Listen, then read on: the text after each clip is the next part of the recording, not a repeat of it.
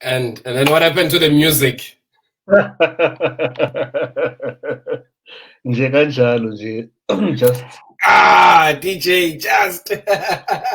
uyazazi ndoda FM, you know, back in the day, you record with TDK bese u-DJ akhulume phezu kweculo lingakapheli. Dude, did you know that I used to be on radio, by the way? Oh, okay.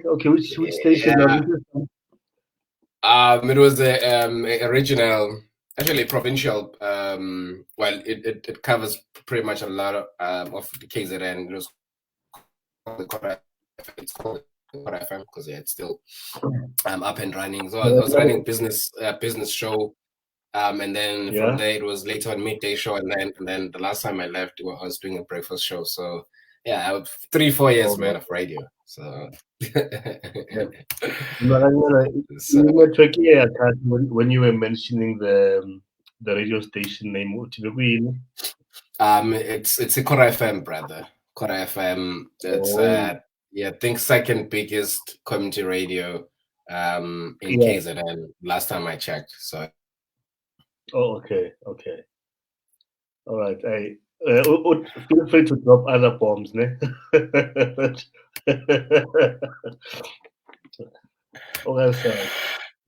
I know. How are you keeping up, Ndoda? And how have you been with everything that's happening at KZN? Man, like it's been crazy. Anxiety, because I mean, last year we went through riots, lootings, which affected, the economy, affected our businesses. And so when this happened again, and I'm like, oh my goodness, there we go again, because the damage was just massive. I know there's a debate whether it was in the damage is in billions or in trillions. We won't get into that, but one thing for sure is that it is massive. It is massive. So the after effect will be felt for a very long time, and condolences to those who have lost their loved ones, who have lost friends in the process.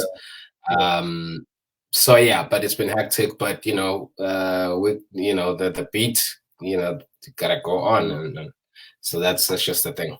That's the thing, right? Yeah. No, anyway, thanks. I like the name there, a robot with soul. Just fits perfectly with the theme. At least by anyway, thanks to everyone that has joined us so far. Ngihleli nomfowabo kwamageba ke namhlanje uLanga Zulu. I suppose this is where imbongi ingena khona ke. Please.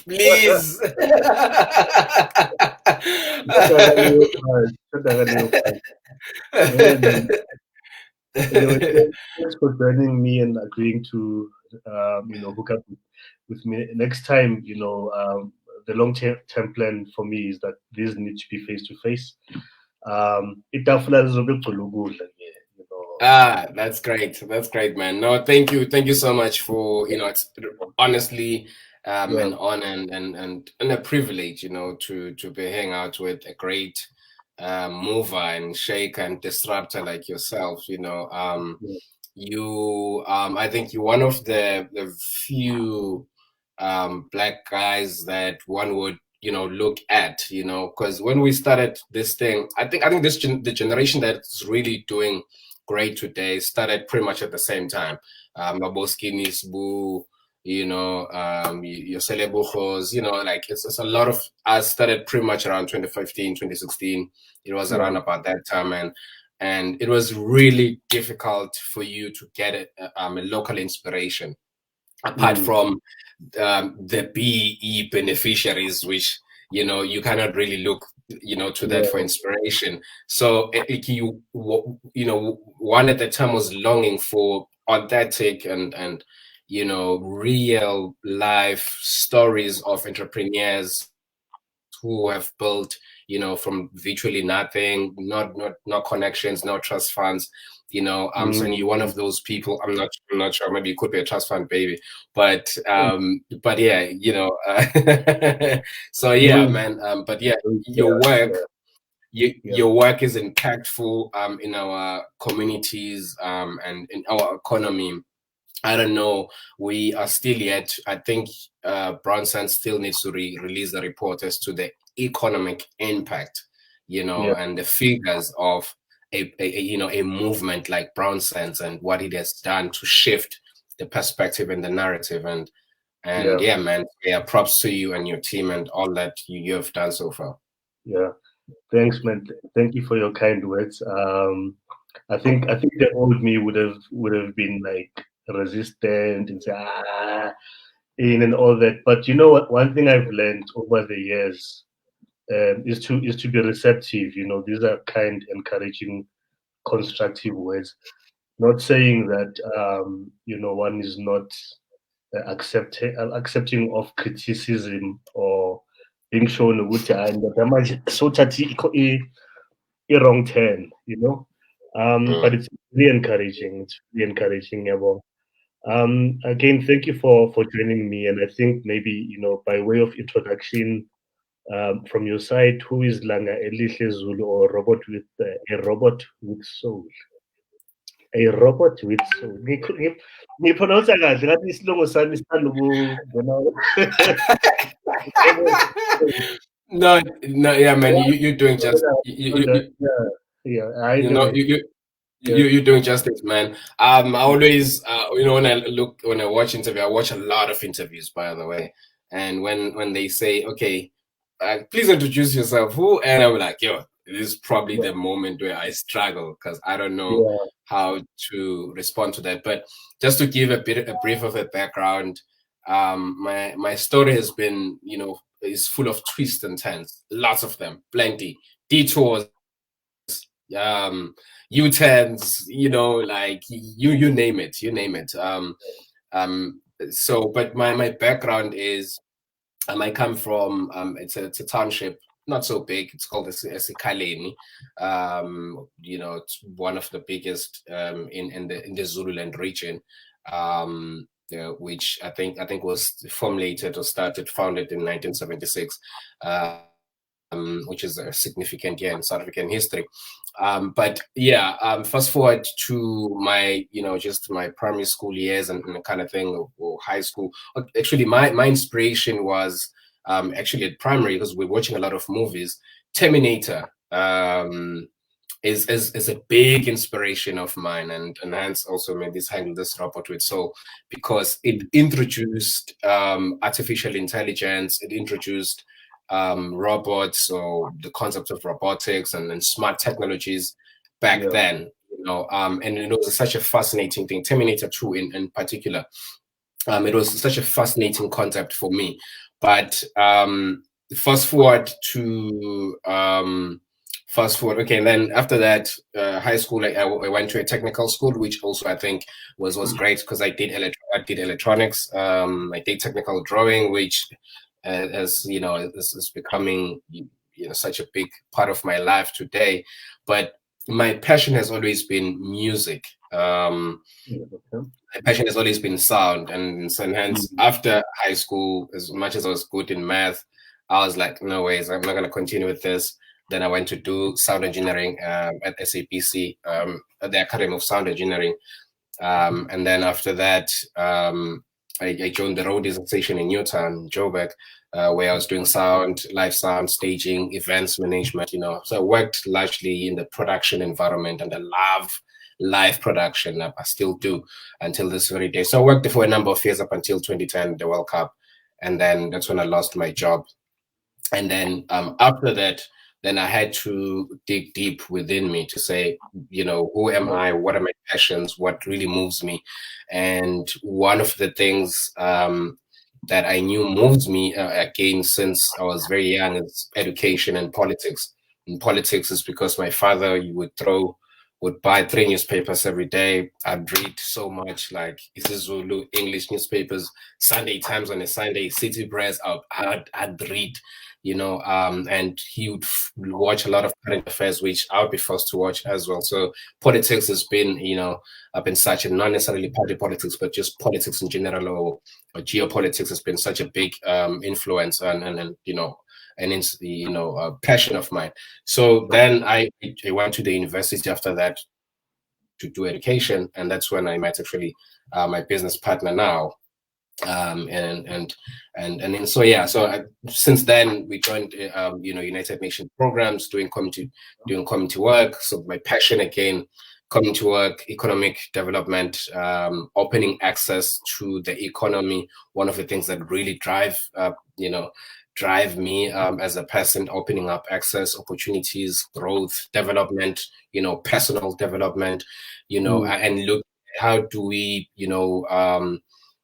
change the narrative? How do we, change the game? How do we build sustainable businesses? We grew up with a lot of enterprises, township enterprises, Black enterprises, but a lot of those are gone today. So the question is, what do we do differently today so that we can, avoid that situation and that scenario? What can we do today so that if you're driving on the M1, on the M1 highway, there's a lot of enterprises on the side. There's a lot of big companies on the side. How many of those are Black?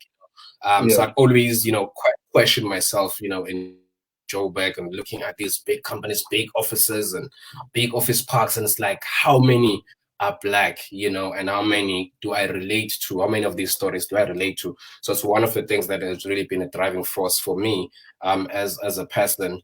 So yeah, I've got a lot of passions, as I said, music, sound, production, community development, technology, you name it.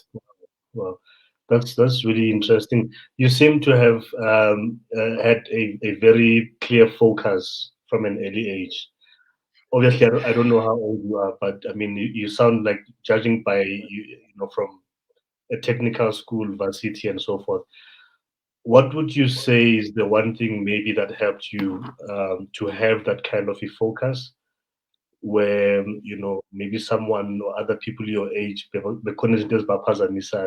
if there was how did you find a way to navigate back on track and eye on the goal? A great question, man. I think it's my parents, man. Come from a really stable family, modest, very loving. My father is super strict. My mother is super strict. So I couldn't dare touch alcohol, touch cigarettes. If there was niggas smoking, I'd play far away from them. And even worse, my mom is in education. She was working at a school. I mean, she was a teacher, so, and very close, so the teachers even at primary knew her, in as much as she was at a school opposite my primary school, but they knew her very well. So the teachers just knew me, every teacher knew me, so I couldn't do much. Even worse, went to high school. That's where my mom worked. I couldn't do much because my mom is always, if I do something, then the teachers are like, yeah, you're gonna, so I think I had the, big brother was just all over, for me. So always just watching over me. So I couldn't do much. So I think that helped me. Later on, I think at varsity, had really a bad stint, maybe 3-4 years with friends, because of the entertainment thing, the DJing thing, music thing. I think that kind of really pushed me on towards the other side. But I quickly realized that actually I need to start cutting off, people who are not really, super focused as much as I am or where I'm going. So I started really cutting off a lot of, the niggas I grew up with. And went back on track. And because also the kind of work that I do, you really have to, your reputation is everything. You cannot be talking and preaching about economic development, about transformation, about personal development, and about growth and about all of that. And then on the other side, you're popping bottles and you posting booths, on your Instagram, and you're rolling with girls and stuff like that. It just for me, that I find that problematic. So for me, I want consistency in that what I do in my personal space is what I should be doing in public and things like that. So yeah. No, that's very profound. I can relate to the being underwatched type thing because although mina when it was more like my father worked in Lokshin, so Mangsekai, there was not a free for all type of a situation happening because anytime this guy shows up, like I was positive, then he goes, I was lunch. Then I was like, I can't really plan ahead to like tomorrow those ban, this is what's gonna happen or whatever. So yeah, oh damn, man. like, you don't even bother to plan anything. Yeah, that's another thing. That's why, because it was the same for me as well. Because parents are always on Babuya, Dambama, Spani, weekends, maybe going to church and then they back. But literally, they're always at home. So there's never been a case of Bahambile and then they sell for the weekend. They're all like growing up. There's none of that. So in that situation. So. No, that's clever. You met your business partner. You say it's still your current partner now, Varsity. What got you guys, I don't know, drawn to each other and then, sort of get your minds together with business is the way to go? Ah, man. So when I got to varsity, because I think he got a year before me, he was already pushing the United Nations work. There's an organization called United Nations Association, which is essentially a student society of United Nations Association, which obviously is focusing on United Nations work. So what happened was when I got to university, I quickly got bored. I think in a year I would realize that actually doing education, as much as I love education, but this approach that they are taking in terms of the curriculum and the approach ain't it. I don't want to find myself in class because I know for sure that I'm not going to deliver to the best of my abilities. So I quickly had, I started finding a way out of that situation. And there I was seeing a poster. They were recruiting and they wanted an events coordinator. And I'm seeing a United Nations logo and I'm like, damn, this must be legit. This, United Nations, because again, I grew up, watching news, reading newspapers. So I knew the United Nations and how big it is as an organization and as a brand. So when I saw that, I'm like, I'm definitely going to apply as an events coordinator. So I went through, applied. They took me in as a student, started working, coordinating programs, but quickly, I think a month down the line, actually, there was going to be elections. So then I was elected as secretary and then he was elected as chairperson. And that's how we started forging our business relationship. We took that organization from, virtually nothing and we made it great because of the innovative programs and approach that we came up with. Very disruptive. We were always in trouble at the university because the powers that be would give them, trouble, inviting big shots and high profile people and all of that stuff, putting together. Sorry, man. Can I just make sure that the laptop is charged? Sure. Okay. Sorry. Yeah. So we're busy pushing that. We're busy pushing, proposals, kind of thing. So, but we quickly reached the ceiling at the university because of the bureaucracy and there's a lot of limitations at university. There's lots of politics. If you know, obviously you know KZN is very political. So pretty much everything that you do, you quickly find yourself in the political spectrum. It's like, oh, I thought I'm doing community development. I thought I'm doing technology. Suddenly, there's a whole lot of politics, into it. We got frustrated, and then we were like, okay, we gotta establish something outside of the university. It's gotta be a social movement. It's gotta be a youth movement. And then we went outside. We established a youth foundation. Again, we started pushing those programs in Ekasi, pushing. So you had like different focuses. There was like arts, there was like sports, there was entrepreneurship, There was education, so that blueprint, basically, we developed a 10-year strategy, 2014 to 2024, for our region to say, okay, these are the things that we should do in these sectors so that we can start to see progress. If, for example, in the case of arts, if we're looking at artists and creatives in the hood, what are the programs that are there so that we can groom the talent and ensure that we can produce your AKAs, your Nastices in numbers? What about the business aspect? What about copyright, intellectual property? Who's talking about that? What about training them from a technical, standpoint, making sure that their performances, their writing abilities, their production is of a standard, their branding, that kind of thing. So we started pushing those kind of things.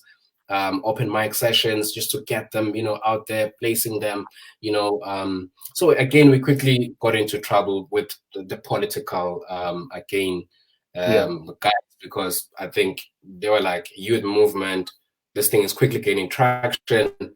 And then, so then we're like, okay, what do we do now? We're getting threats, so we're forced outside. We're forced outside the hood. And then we're like, man, screw this thing. Let's just start a for-profit business. My passion was media and digital media. So I did extensive research. Just again, this was 2014. I'm looking at the changes within the media sector and the changes that are to happen. Netflix, they were studying those conversations like that, Apple TV and that kind of thing. So I quickly, realized that actually this is the shift that is happening. So again, what is being done to tell our stories in our townships? So one of my actually startup at the time was called Lifestyle ZA, which is Lifestyle South Africa, which is essentially capturing great things that are happening in townships and black spaces. So literally, my parents gave me a small loan and I bought some equipment, like cameras and stuff. So I would go around and capturing when there's events and doing interviews. Actually, that is still on YouTube, by the way. I'm gonna link you up to it. Great events, whether it's municipality, economic development, whether it's a entertainment thing, going around capturing interviews and kind of thing and putting up on the net. Essentially, what we're doing is we're building a digital TV. So that is going to essentially, the idea was that each and every hood, we should have, these platforms where it's like Soweto, it's Ngazi, Gugule, kind of thing. And you have all of these, ground forces who are capturing the great things that are happening. And it, as it builds up, then suddenly it starts to retell or reposition black spaces. And when people are searching, they're trying to, what's popping SOH, what's popping, people, oh man, okay, it's not, this place is not what we think it is, and that kind of thing. Wait a minute, there's so much greatness that is happening in this, but no one is telling these stories because the media is just focusing on telling, the bad stories, So the media platform was such. So build it up. And then again, I hit up, Tseho, like, oh, man, because he's a coder, he's a background, he's a software engineer. I mean, I'm coming from a media background and obviously community development. Let us merge this thing and build one company that is then going to focus on tech as well as digital media. And that's how we forged Algorithm Lab. So actually we did a measure, and then that's actually how our journey into technology and digital media started. Wow. Just say it slowly. You said it's AlgoAt. Okay, so let me just explain this. So initially, there's two organizations. There's two organizations here. It's Algorithm Lab, Algorithm Lab. So essentially, algo from algorithm, from mathematics, and then there's the rhythm, which essentially is about me, rhythmic elements, and the creative aspect, which is me. Algorithm, the mathematics is him because he's a software engineer and a coder. And that was Algorithm Lab. And then there's AlgoAtWork, which is that's our non-profit. The Algorithm Lab is a for-profit, and then AlgoAtWork is a non-profit, which is focusing solely on education for the underprivileged communities, technology education for the underprivileged community. So Sure. Before we go into that, I want to pull you back. You mentioned something when you were doing the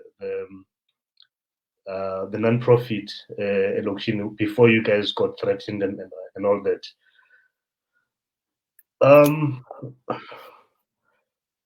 And this is I'm just trying to frame the question, right? So you did that as a non-profit, Correct. and then you attract attention wrong. They threaten you. You guys are like, you know what, this is not what we've signed up for. Let's do a for-profit and move out of this space. Yeah? Correct. And I've been watching a few conversations online, right, where there's some people that criticize capitalism. Actually, there's a post I came across where there's a meme at if there was one thing only remove from the world, what is it? And it lists a few things. Capitalism is one of them, and then this lady says that's what you'll take out. How do you see such things? You know, like when you like taking into account that you moved into the township space to build and to create that movement that you were building, but as a non-profit, Napuma, then you kind of reinvented, but as a for-profit. Yet nonetheless, it sounds like the end result is also for the benefit of the the community, but this time it's a for-profit Correct. vehicle. I don't know if you're getting my line of thought, but do you see any conflict between the two? Do you find any conflicts maybe within yourself? Maybe not now, but back then, Kuguti, maybe I'm selling out now. So I'm gonna be capitalism or whatever it is. How do you see such things? Man, these things, I think people get caught up in buzzwords or terminologies or concepts, such that there is a lot of non-profits, by the way, that are for capitalistic interests, and we know them, where people are just, using those tools to amass wealth for themselves. They're using non-profit, structures. Bafaka ama-proposal, ingene imali, ziyadliwa imali. It happens a lot. It has happened so much, Internationally, yeah, internationally, locally, even. We know people who are driving effing cars because of such, So, and then on the other hand, you've got a for-profit structure with a social component that is doing so much, sustainable development for society or for communities. Then what do you say to that? So that's why I'm saying, at the end of the day, structures are structures and systems are systems, but at the end of the day, there's people driving these systems, there's people influencing these systems. I could be in a for-profit structure, and when the profit comes in, I take all of it, I reinvest it, for community development. What do you say to that? I could be in a non-profit structure. When the funding comes in for community development purposes, I take it and I buy a big SUV. What do you say to that? So in the end, it's about the people and their ideologies and what do they believe in, what moves them, what is their purpose, and I think that's what we need to focus on. And we leave the rest to the universe. That's so profound. Okay, that's great. So tell us about your work as the AlgoAtWork, ne? That's the academy side. Correct. So you're interested in the academy? No, hold on, am I confusing them? The academy AlgoAtWork, I need.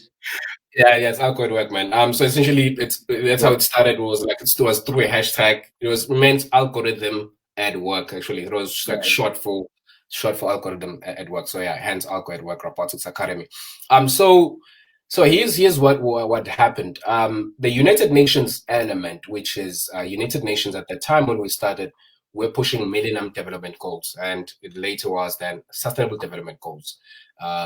So that philosophy, that school of thought, never left as much as we left the organization, but that philosophy has always been with us. So essentially, everything that we've done after that has always been about sustainable development, component to it. And hence, as much as we're pushing it for profit, but it was like it had a large social element to it, and hence we would consider ourselves social entrepreneurs. So what happened was 2017, Men Are Trash, hashtag Men Are Trash, was a spike in human trafficking, women abuse in South Africa. Human trafficking has always been happening for the longest of time. But I guess for some reason, 2017, we had a lot of those cases being reported. We were, paranoid, for our sisters, for our women in our lives and that kind of thing. So then we responded with a virtual panic button solution. So we set through, we developed an app. Few days later, it was done. We took it, we launched it on the Google Play Store on the 1st of June, and then it went viral. Everyone was literally talking about it. The media was calling us for interviews and that kind of thing, which was great and all. But I think that social element again was evident in us at that time, because here we are launching a digital solution for free. Essentially, the app was, if you are in danger as a woman, you tap the screen, then it's going to trigger alerts and it sends SMSs for free to your loved ones with your GPS coordinates, so that they can follow you and track you if you are being human trafficked. That was essentially the solution. And so the university that we are from, which is University of Zululand, Computer Sciences Department, picked this up and they were like, yo, Tsecha, which is my business partner, you're doing amazing work. Would you guys be keen on a public-private partnership where you guys mentor our computer sciences undergraduates, so that they can also, develop solutions. They can also start their startup, companies, and we can retain talent, because Zululand has a problem of talent exiting the region once they're done. They're working in Joburg, they're working in Cape Town and things like that. So we jumped on into that. We're like, for sure, because the education curriculum has always been a frustration. I dropped out because of that. He dropped out because of that, because we're frustrated with the education system and the approach. That it's a dated approach. It no longer serves us as society, and you do not gain knowledge and open-mindedness and the complex problem-solving ability, the critical thinking. So education as it is lacks that element. So we jumped in so that we could reshape curriculum. And then we started working with the undergrads, doing hackathons, bringing in entrepreneurs, business leaders for masterclasses, so that we can influence this group, of youngsters. So 3 years later, though, we realized that the impact that we were looking for was not as great, in as much as, we do have a few working for your Amazons and your CSIRs, but the impact that we're looking for was not there. And then again, we went to do research to understand exactly why did we not get the results, the intended results. And actually we realized that if you are to influence a society or a generation, or actually a human being, you need to do that in their first 10 years of life. Because if you're an adult, pretty much 70 to 90% of the decisions that you take and your lifestyle and your influences come from your first 10 years of life. Wow. Which was a fascinating study and research. And Dr. Bruce Lipton, one of my, great, guys that and philosophers and, would speak so, with clarity on that subject. So then we realized that if we are to meaningfully transform society and ensure that we usher in the next generation that is going to transform this current economy and the socioeconomics, we need to intentionally invest heavily in children, because children, without the barriers and the fear and the boundaries that adults have, they don't know about politics, they don't fear death, they don't fear a lot of things, they don't fear trying things out. They don't fear failing, so it's quite a lot.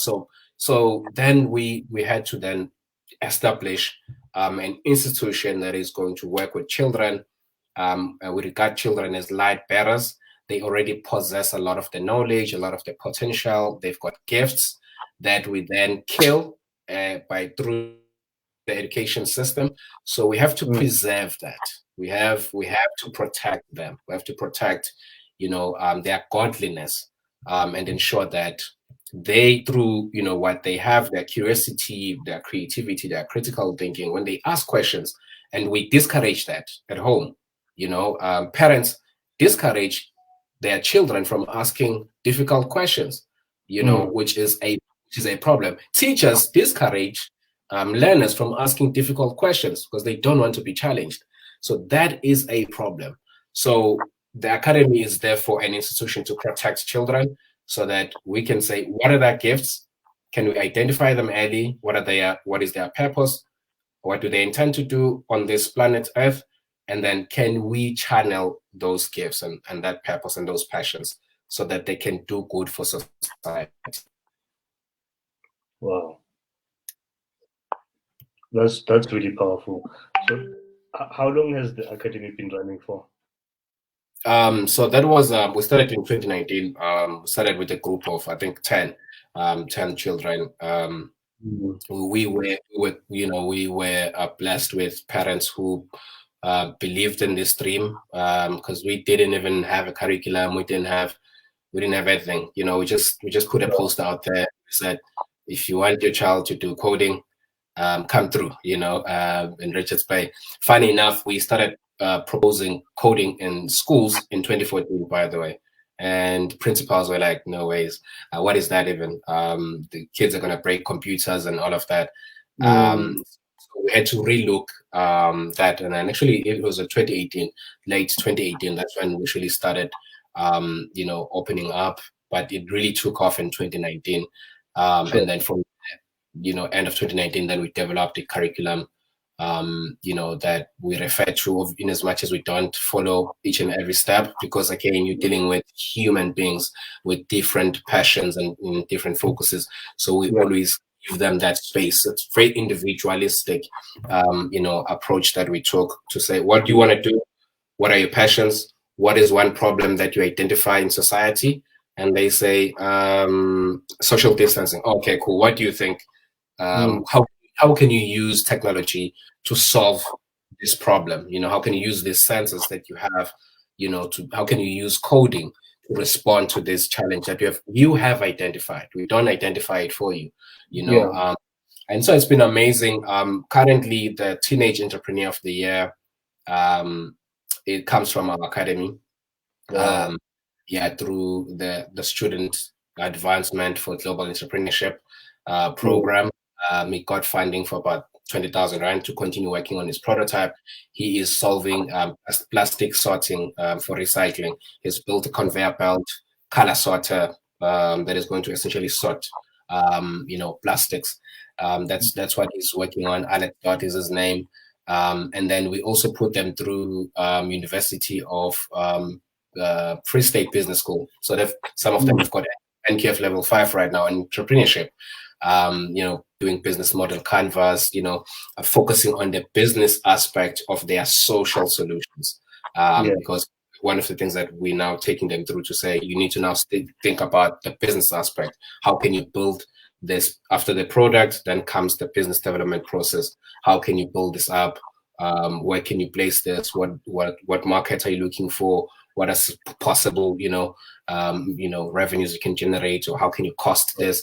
That kind of thing. So we are hoping, because we've put them through an application with Technology Innovation Agency under the Grassroots Innovation program. Again, they're the only under 18s in that program. Hopefully, we're giving a go ahead so that they can get a bit of funding, so that they can continue working on their prototypes. So it's been amazing, man. And that program, I think in all of the concepts that we've brought through, that is the closest to our hearts, because we know the impact of having a couple hundred in South Africa,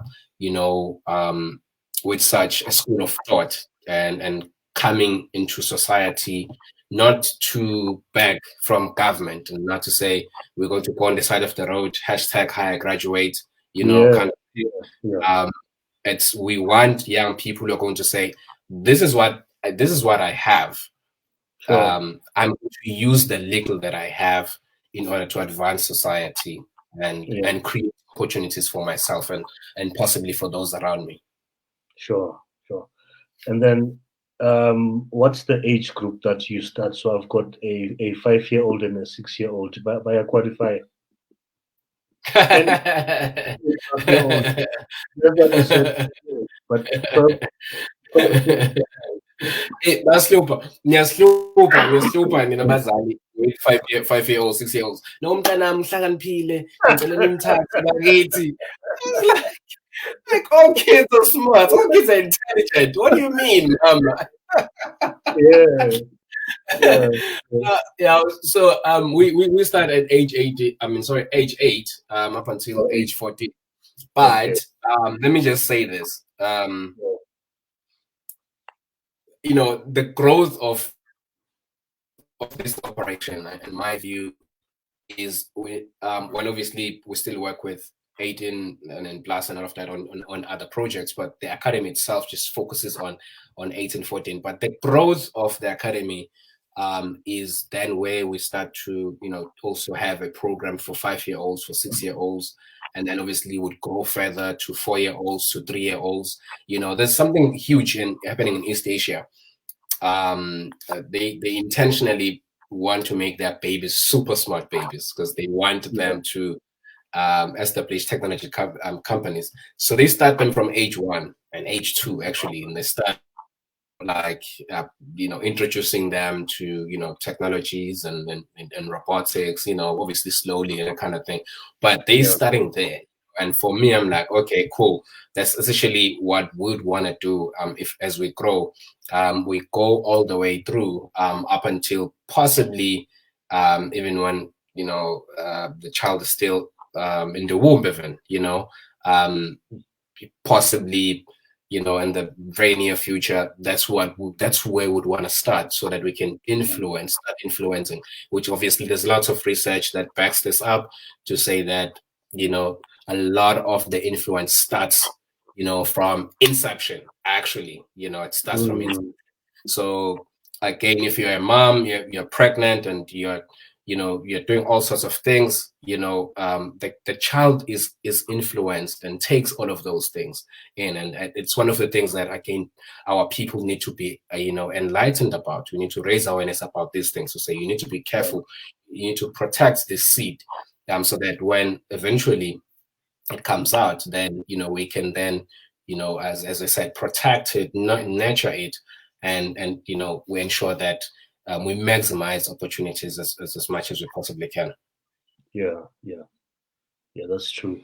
That's true. And then, is it only based the case at Enowa Manje, or to us Gauteng people from the Western Cape? But basegauteng bayahlupha. Abantu basegauteng bayahlupha. They started hitting us. They started hitting me up in 2019, 2020 actually. Messages would come in. Hey, is there something like this? Well, to my knowledge, there isn't a robotics academy set up like ours. I don't know, but yeah, I've tried to search. So there isn't, but hence we've been looking at, actually we need to now open up programs, obviously in a number of other regions. So we are currently working on Limpopo right now. Hopefully that happens in the next few months. But for Joburg, essentially is definitely next, because part of the reason why we're in Durban now was so that we get closer to Joburg, because we essentially were one flight away. Richards Bay, to move from Richards Bay to Joburg is a nightmare. So then we figured, okay, how we can move to Joburg. Let's move to Durban first, do a work, and then from there it will be easy for us to connect, from Durban to Joburg. So possibly we're looking at 2023. Definitely, we're gonna have something for Joburg as well as Pretoria. Yeah. This is something that you guys are doing on your own. There's no government towards South Africa that's like. You want to make me cry now? I'm sure there's someone sitting at home with the, you know, I don't know, the like Department of must be some basic education and so forth. What You is know, the so earlier on, I was watching an interview with Casper yeah on Metro FM and with Tibo Touch. I think the interview was done just before the Senate City, the boxing fight. Casper struggled to get Department of Sports, of Arts and Culture, Sports and Recreation, whatever that is. They didn't fund such a massive, spectacle and such a massive movement for boxing in South Africa. mm. So I'm just trying to give people watching this and listening now, just to give the perspective that if obviously, I mean, Casper is Casper, and but I'm just saying if a person at that level is going to struggle to get support from our government, then who are we? So we've knocked on a lot of doors, man. We've knocked on a lot of doors. Essentially it came down to, and in the end, it's our dream, it's our passion, it's our purpose. We didn't do this for government. If they at some point they're interested, they know where to find us. Tinanje, we are going to focus on building with the little resources that we have. Luckily, by the grace of the gods, some of the parents would also support this by throwing in donations, or doing stuff, whether maybe bring food for the kids, like that kind of thing. It's been that essentially. So it's other than that, or in private individuals, coming through, hey guys, here's some 10 guys, here's some 20K, please, okay, use it, to buy equipment, that kind of thing. Or here's stock, here's the robotic, equipment, that kind of thing, and contributions from. It's been largely about that. But we were also we're not phased because we also understand that we are in the early stages of this. We've only have like 3 to 4 years, and that's another thing. Our people don't understand that it takes 20 years, 30 years to actually get the business off the ground or the company off the ground. And if you look at a lot of the huge companies that inspire us today, and we're like, what? They started in 1970, they started in 1976, what, 1980, and they're only popping, what, 5 years ago, 10 years ago. A lot of them are only starting posting profits like 5 years, 10 years ago, that kind of thing. So we need to appreciate the process. You can't come in 3 years later, you're crying about government and you're not being supported and you're throwing, tantrums. It takes time. We're building, we're learning through the process, we're tweaking as we go.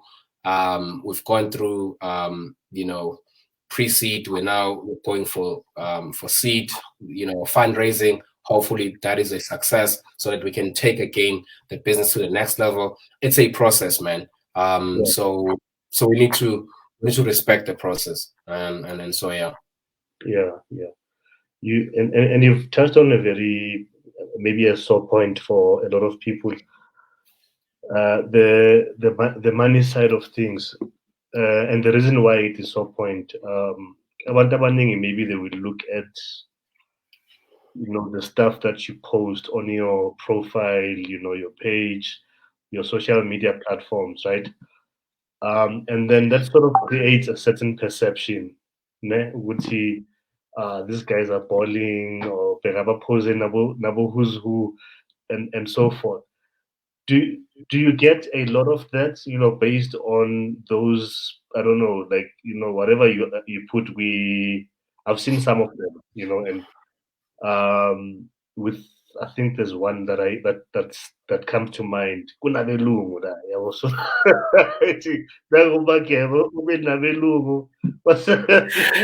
Right, But sell out.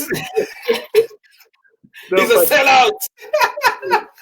besides sell out, like subconsciously that translates money or whatever. Do you get those types of what do I call them? Backlash, yeah, backlash responses that then kind of open up a dialogue, Yeah, whether it's productive or not, in yeah, terms of maybe certain misunderstandings around what you do and mm, where you are currently in terms of the realistic picture. yeah, Yeah, yeah, definitely, man, for sure. I think one of the attacks that we would get is that we prioritize white kids. yeah, Um, and this comes from people outside of the academy. Maybe it's a comment on WhatsApp or things like that. And I would ignore those things. It's like, ah, man, But I think this year I started responding to those things. It's like, yeah. um, I mean, ever since we started, if I were to put into rands and cents the amount of money that we've put in for development of, you know, in Black communities, I don't know, you know, uh, I don't know. It's a couple of hundred thousands, maybe possibly even maybe a million. You know, in terms of financial and non-financial resources that would intentionally, with a lot of passion and a lot of obsession, putting them into Black communities because we understand the aspect of if we are to see progress, we need to reduce the aspect of inequality. You know, we need to focus on underprivileged communities as well. And one of those investments that we made as an organization was to buy a bus in 2020, and we converted that bus into a mobile technology hub. And the mission of that project is essentially to take it and to open up access to technology education for the underprivileged. 150,000 rand went into that project, and a lot more money. When we take it obviously to those communities, diesel and all of that, and our time and all of that, and a lot of those initiatives we've never received. In fact, all of them we've never received funding for community initiatives. We've never received 10,000 rand, 20,000 rand, 50,000 rand for community work. So if a person now is going to see one or two photos or three photos and like, oh, Nina Vele, ni prioritize Vele, and it's like, do you, do you know where we come from with this mission? Um, so our people need to stop broadcasting their ignorance because it's largely fueled by ignorance of a person who doesn't want to take their time and understand the background, who they are talking to, or how much work has gone in to doing this or that, and all you're coming with is just a stupid comment. And corner foot, it's like, okay, cool. So if you're saying we're prioritizing Abelungu, what are you doing when to ensure that we also prioritize Black people? Because you have a right for you to say, guys, here's 1,000 rand, here's 500 rand, here's 100 rands of it, instead of me going to a Cubana, and Mm, spending 5,000 rand, 15,000 rand, and taking the bill, posting it online for me to brag and show that I've got all the money. Why not take at least a portion of that? I'm not saying don't go to Cubana, don't go to Conca, but in that 15, 20,000 rand, 50,000 rand, you can say, I'm just going to take 10,000 rand and I put into a mission and a movement that I know is doing something meaningful for my people. mm, Your job is done. Your job is done. You don't have to do proposals and register organizations and all of that. No, you don't have to do that. Just pop in a bit of money, and support, or just buy stuff, just buy t-shirts, just buy food, just buy stuff and say, guys, the next mission that when are you guys going to this particular community? I'm going to you guys and on supporter. Here's what I'm coming with to the. So those are the things that those are the sort of conversations that we expect when people hit us up, instead of coming with just stupid comments fueled by ignorance. Yeah, which is very unfortunate. I think before I take you to the next point, if someone is watching tonight and they want to align themselves or their resources with you, how do they go about doing that? Oh, thank you, man. So people can reach out to me. My no, maybe I'll share, maybe I'll share my details with you, my email address. But yeah, our website is engineeringforkids.club, engineeringforkids.club. You can just check out, and then our number is there. Also, our email, lang@algoatwork.org.za. But yeah, I'm also going to pop it up on your comment section as well for those who may want to reach out, or they can inbox me on Facebook, and then we can take the conversation to the next level.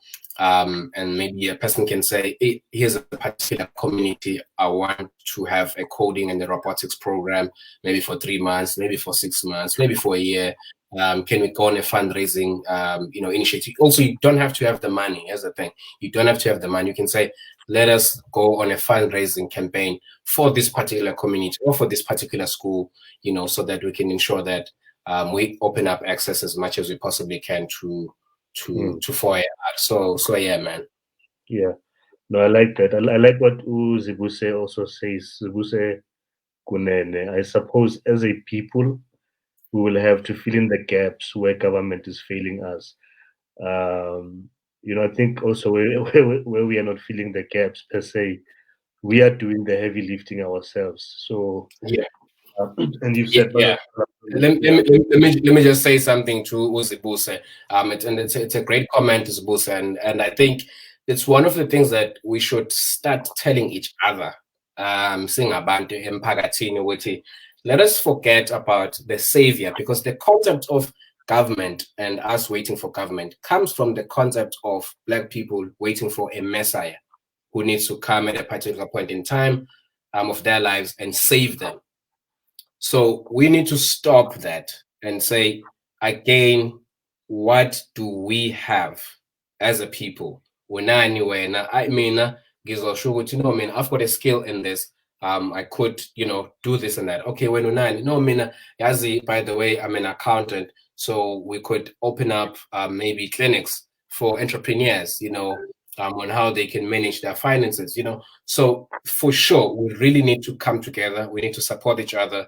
Abanye nabanye bazosithola ngendlela. So power to that. That's true, man. That's true. Thanks for that, Langa. Just tell us maybe about the algorithm. The algorithm. Am I right now? Yeah. Night, guys. Sorry. Yeah.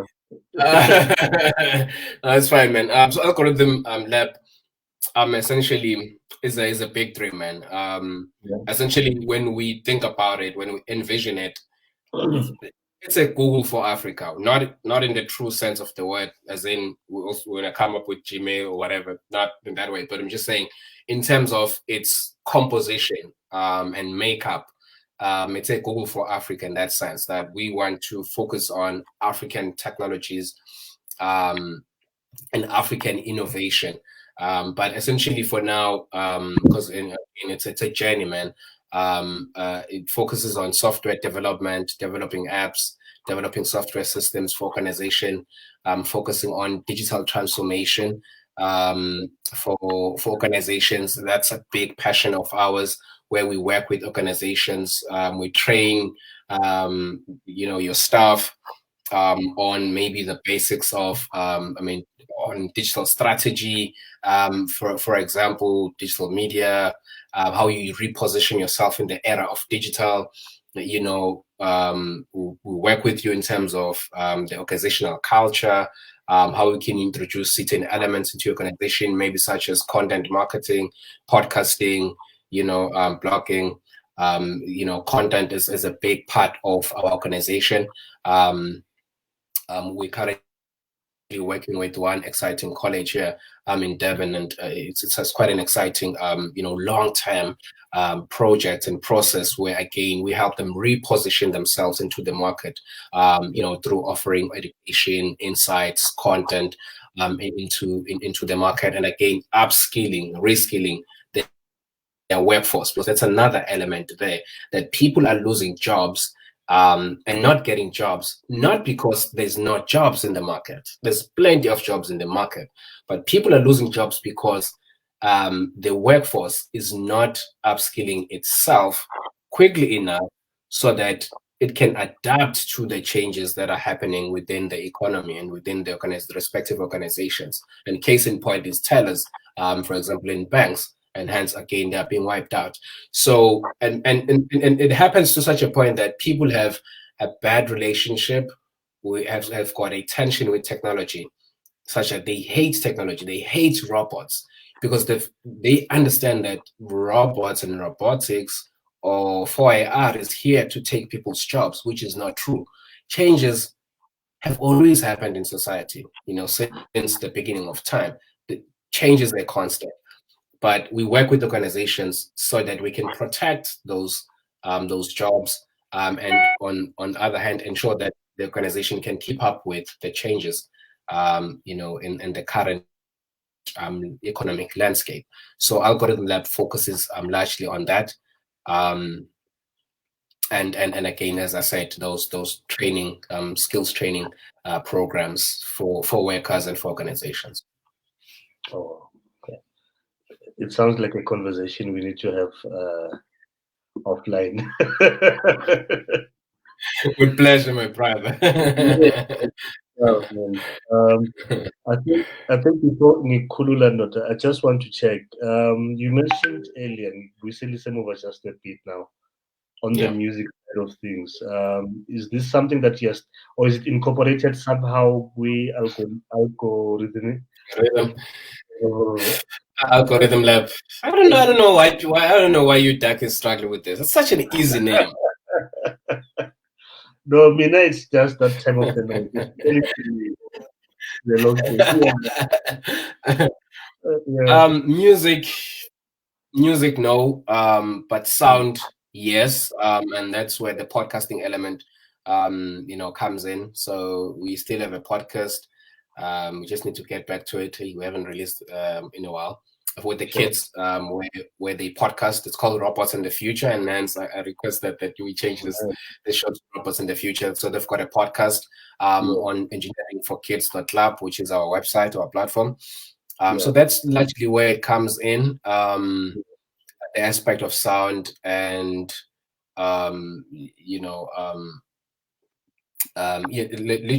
basically through content or videos and things like that. I've been slacking.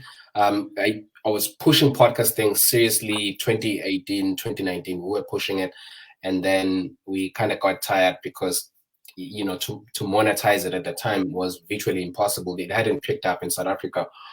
So when the guys started pushing Omashudu and them, from there I was like, oh man, okay, now this is the time. But from there, I think I've been dealing with anxiety. I don't know, Nyasaba Manjubuyela on podcasting for some reason. So I've really been trying to go get back to it. But yeah, we've got the equipment, we've got the microphones and all of that, which is essentially ready for us to get back to it and share the knowledge and the skills and the little information that we have. So that's essentially where it is right now. Music, I still listen to deep house music, lounge, but yeah, it doesn't really feature in the work that we do at all. Yeah. So I return the piano. No. But I think they're doing great though now. With the vocals. I think I struggled when it was just instrumentals because I was like, man, This thing is monotonous. But with the vocals, it brings that quieter element to it, which is really cool. So the guys are really doing great. So there's quite a number of really great songs. But generally, I'm not listening to Amapiano, no ways. Yeah. No, I'm only teasing. I came across a meme, I think last night. I forgot what it depicts, but it's more like about to be deep house. Abazwani namapiano at all. So that's why. It's so true. It's so true because this is the thing about deep house they are particular with taste, with quality, with style, you know. So if it's about sound, then I'm gonna really listen to the vocals, to the mixing, you know, the mastering. I'm like, hey, my vocals are masterang. Pentium 1 kind of thing, you know. So that's I think it's not necessarily that we are classist per se. We just love and appreciate great products and great quality. Yeah. So yeah. Yeah, no, that's dope, man.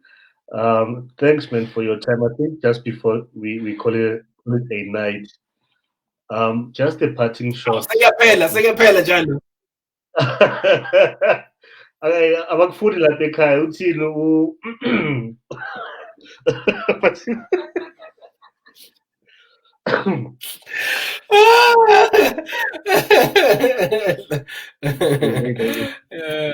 No, man. Someone is sitting and something again I noticed, Awuthi, some people, and just to go back to that reference to how people perceive you, né? Not you as in when in particular, but just people based on social media posts, right? Bayabona ukuthi, okay, this is what you post.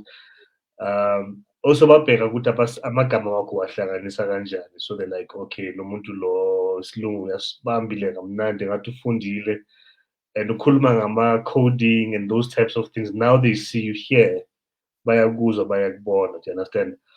And I think I just want you to in a relatable way as possible, ukuthi, how does, maybe there's a kid, and I say this Gamabom because I do have, for instance, one of my friends on Facebook, I think he's about, I'm sure not 19 years old or so. And he said something to me once when I asked him to come to the market before lockdown. He came to one of our markets, saw the activities. I didn't prime him, Uguti, this is what you must look for or whatever. But just him being there and seeing black traders selling different products, being excited, for him it was such a big deal that he kept on coming to me. I didn't know what kunabotaki abayenza into ezikanje nakanje. Oh, this is like Jonas. So the more I was observing that whole reaction, for me, at that point in Itata for granted because I've been there since 2016. But I'm there on Sebes, and just to make sure that the whole event becomes a success. Someone might have listened, maybe had one or two things that you've said. They like, I would like to walk the path that Ulanga has walked. It won't be every step because they've got their own makeup, their brain is wired their own way, etc. But they think it's impossible for whatever reason. What do you say to them to say, and like guiding now and maybe even more than what you've done, Yeah, man, that's such a difficult question. Okay, let me just say, obviously there's no one formula of going about this, but one great start is for you to study. So here's my process. My process is YouTube.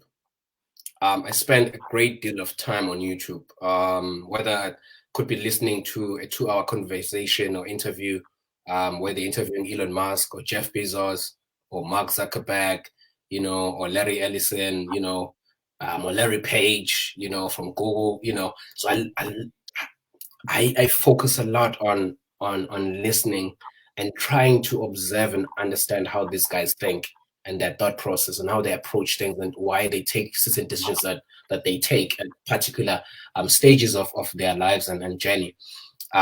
So that's one thing that I do. And then obviously there will be those interviews. You can also check out documentaries. Documentaries are also a great resource for you to get a behind the scenes perspective of things. Netflix is your friend. Tons of documentaries there. 3D Print the Legend. It's quite a number. I can't really remember because I haven't watched them in a while. But yeah, just check for documentaries on Tesla, on SpaceX. There's a bunch of content around that. And then the other one would be podcasts. So it's either you're on Spotify or you are on Apple Podcasts. Is again an abundance of podcasts on tech. Again, they're interviewing these great guys, startup founders, they're talking about products, so, as you listen to these guys, then you start getting ideas, of some of the things that, not necessarily that you're going to copy what they say, but, you start to get influences, maybe listen and you sleep. When you wake up with something, that kind of thing. Because as you listen and certain things that you pick up and your brain processes them and you try maybe to bring them to your reality and you're like, okay, so here's how I can localize this approach, this philosophy. Because what is important is not necessarily the technicals, as in what they do, but it's in how they do it. If you want to understand the philosophy, the culture, the ideology, that's what you want to focus on. And then the other great resource is reading. Medium. So check out medium.com. Again, a bunch of blogs that you can read, 2-minute blogs, 5-minute blogs, and people are like, yeah, I mean, again, phone. It's like, dog, but you're always on Facebook. You're always reading people's statuses. You're always on Twitter. What do you mean? You're always reading. Like, if you've got a phone, you've got a smartphone, you love reading, actually. Sure. It's just a case of what do you spend your time, on? If you are reading, what are you reading? To ask yourself a question. And sometimes you don't even have to go far, by the way. You can just start cleaning your timeline, unfollowing people that bring just memes and jokes and trashy stuff in your timeline. Just by cleaning up your timeline and having people who are always posting like progressive things about their businesses, they're posting about their thoughts, about their perspectives, they're debating or whatever, they're sharing those perspectives. You learn a lot of, you take a lot from that. You read, you need to read also, papers, studies, research papers, again, that have the focus maybe into the future, what's going to happen in the next 5 years, what's going to happen in the next 10 years, into the job market, what are some of the careers that you should look at, studies about your community or about South Africa, what's happening maybe in crime, what's happening, in education, what's happening in the security industry. Again, so if you start to bundle all of these different sources of information and knowledge, and then, there's a point where it's all going to meet. And that's where you get your big idea. Which, oh man, crime. I heard something ngilalele podcast ukuthi kune technology eyenza ukuthi now you are now investigating and researching about that particular technology. How can you bring it as a solution to the problem that you were identifying in that paper that you were reading yesterday or last week? So essentially that's the process. You need to read a lot, you watch a lot, you listen a lot, you listen to great people, and you surround yourself with great people in your life and in your circle.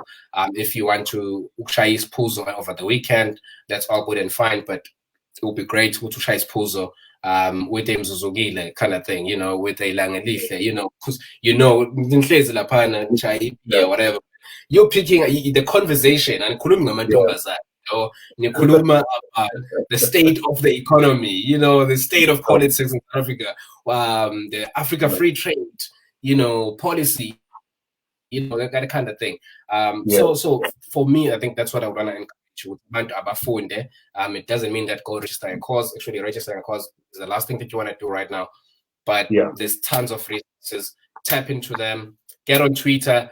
Please, Twitter is not toxic. It's the people that you follow. There's a lot of great threads. One of my big resources is Twitter. I'm following a lot of guys in the tech space, investors, VCs, you know, kind of guys.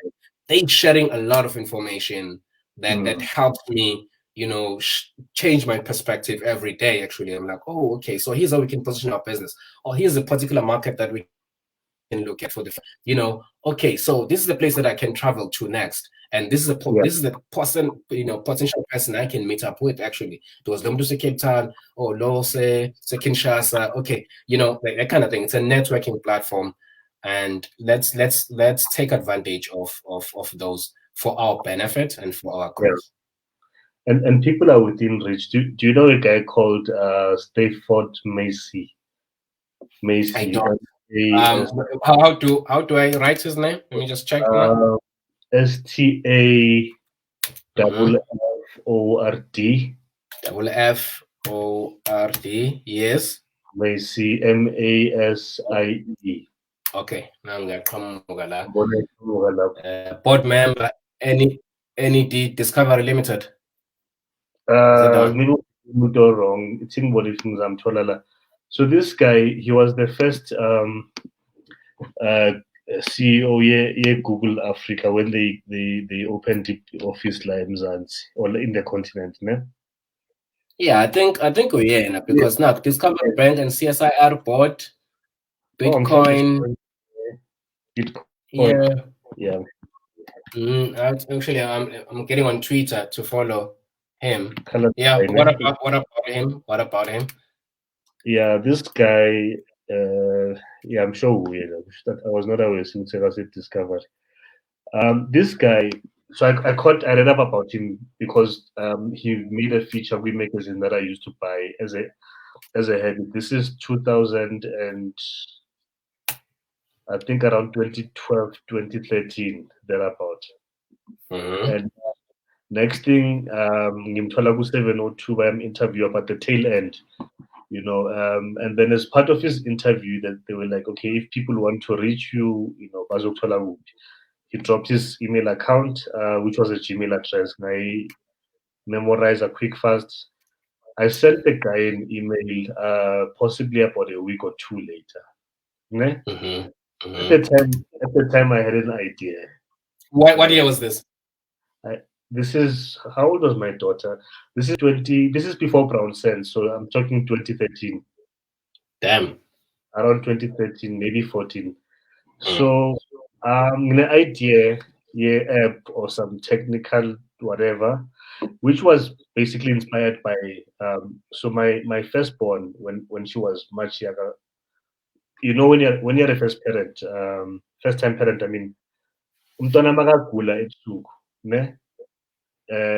Sometimes I think noma kuyinto encane you rush to a casualty ward of the nearest hospital.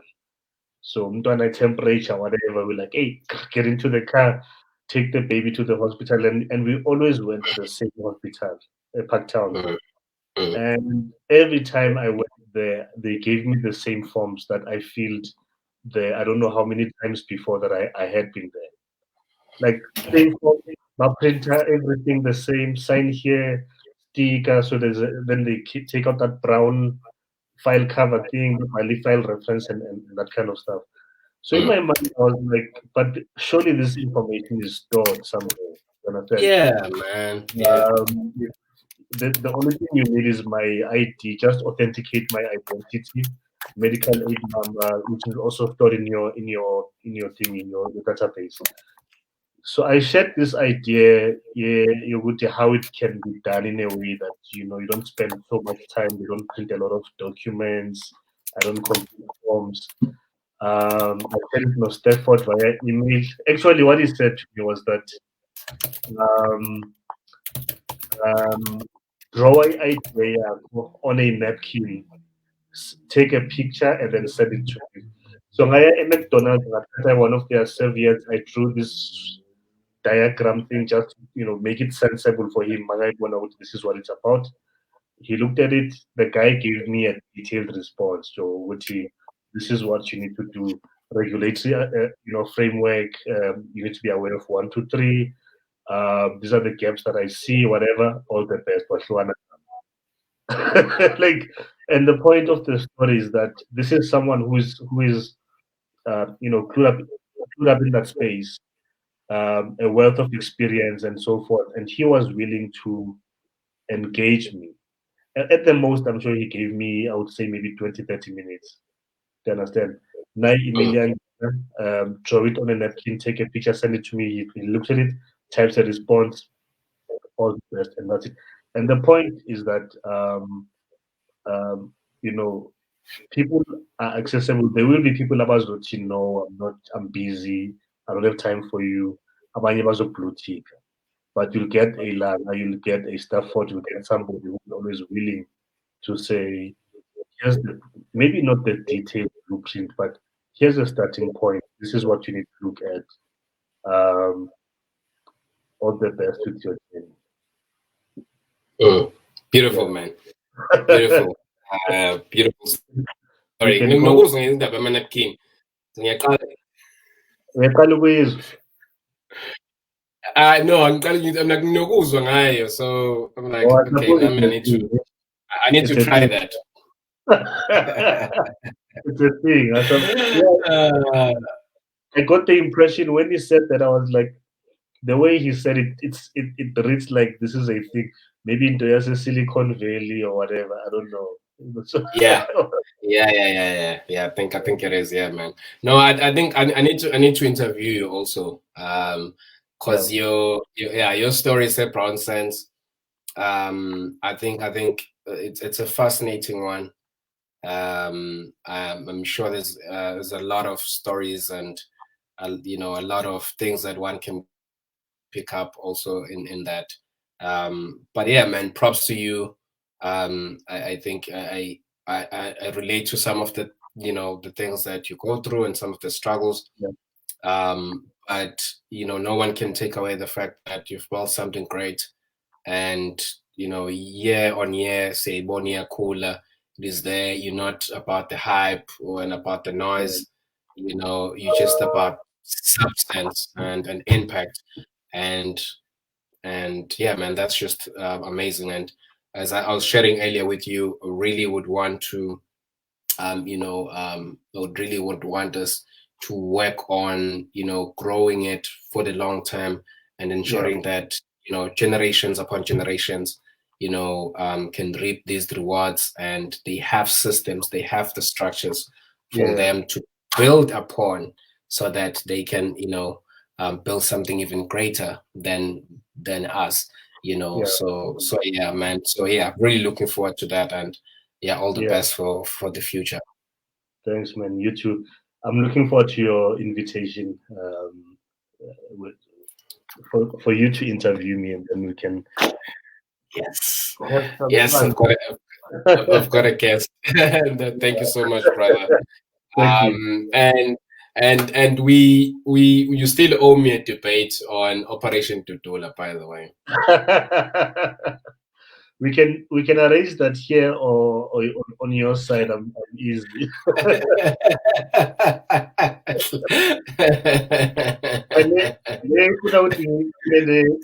Necklace is something rate ngaphakathi.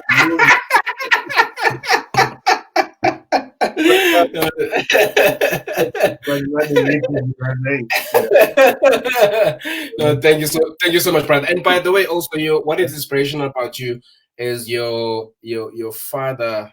What do we call this? Indaba yakho yokukhulisa abantwana, like your stories always. Yeah, that is also something really great and something really cool. The love you have for abantwana bakho, and I know like it's something crazy, Uti. We need to see celebrate, but I mean, again, we come from a society where amajita, they are not growing iy'ngane zabo, they're not nurturing iy'ngane zabo, grooming iy'ngane zabo, iy'ngane ikhuliswa estradi. So when you see someone like yourself, it's something worth noting, and it's something that's really beautiful to witness, actually, and that's something really, really great. No, man, thank you.